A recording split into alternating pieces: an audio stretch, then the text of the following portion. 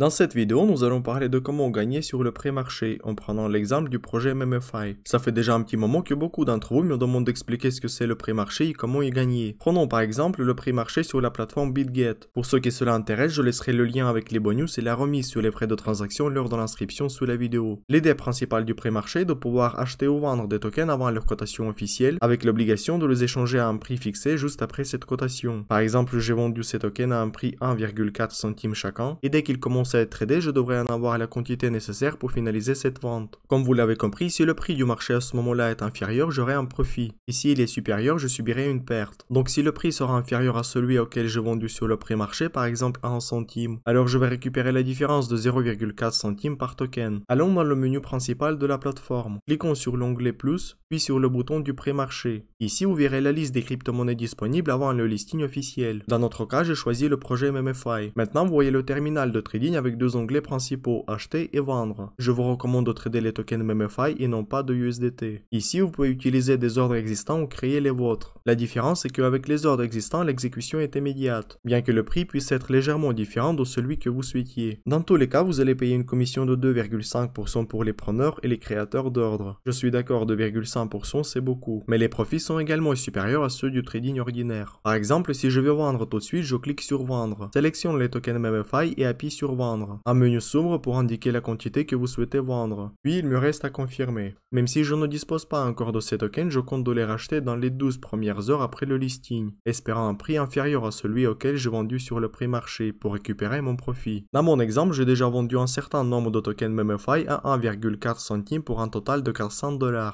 Une fois que le trading de ces tokens commencera, je vais essayer de racheter la même quantité à 2 fois moins cher, c'est-à-dire pour 200 $. Dans ce cas, mon profit sera de 200 $. Et pour que personne ne puisse tricher et abandonner les uns des autres, la plateforme exige un dépôt équivalent à la somme de votre transaction. Donc si vous vendez ou achetez sur le pré-marché pour 400 $, il est préférable d'avoir au moins 400 $ supplémentaires pour acheter au même prix la même quantité de tokens après le listing afin de diminuer les pertes. Ces tokens que vous devrez utiliser pour le règlement doivent être stockés sur votre solde de trading spot. Une fois que le listing lancé, la page du pré-marché indiquera un délai de règlement automatique. En général, il est de 12 heures pour les applications Telegram et de 4 heures pour tous les autres. Mais je vous conseille de vérifier l'heure exacte sur le pré-marché juste après le listing. Une fois que vous aurez fourni la quantité requise de tokens, votre dépôt sera débloqué. En revanche, si vous manquez de tokens pour régler cette transaction sur le pré-marché, vous allez perdre votre dépôt. Donc préparez les fonds nécessaires pour acheter ces tokens immédiatement après le listing sur cette même plateforme d'échange, car les transferts entre les plateformes d'échange peuvent être indisponibles durant les premiers jours après le listing. D'ailleurs, si vous souhaitez fixer votre propre prix de vente et vous êtes prêt à attendre que quelqu'un va racheter votre ordre, vous devez cliquer sur publier un ordre. Ensuite, sélectionnez l'onglet règlement crypto et appuyez sur vendre. Après cela, entrez le prix de vente souhaité et le nombre de tokens à vendre. Après avoir cliqué sur vendre, votre ordre apparaîtra dans la colonne acheter en vert, c'est-à-dire dans la liste d'achat indiquant que vous cherchez un acheteur. Par contre, si vous voulez acheter ce token, le processus est le même mais dans l'onglet qui s'appelle acheter. Je pense que tout était bien clair, sinon vous pouvez me poser la question en commentaire. Alors pourquoi j'ai choisi de trader MMFI sur le pré-marché? Comme vous le savez, tout investissement comporte des risques. Et dans ce cas, nous misons sur la capitalisation du projet dans les 12 premières heures suivant le listing, en analysant les émissions futures de tokens, la source de financement, et en comparant avec d'autres projets similaires, on peut mieux prévoir la probabilité de profit. L'émission totale de MMFI s'élève à 10 milliards de tokens. On peut alors estimer sa capitalisation. Par exemple, j'ai vendu à 1,4 centimes par token, ce qui signifie que j'estime la capitalisation à moins de 140 millions de dollars dans les 12 premières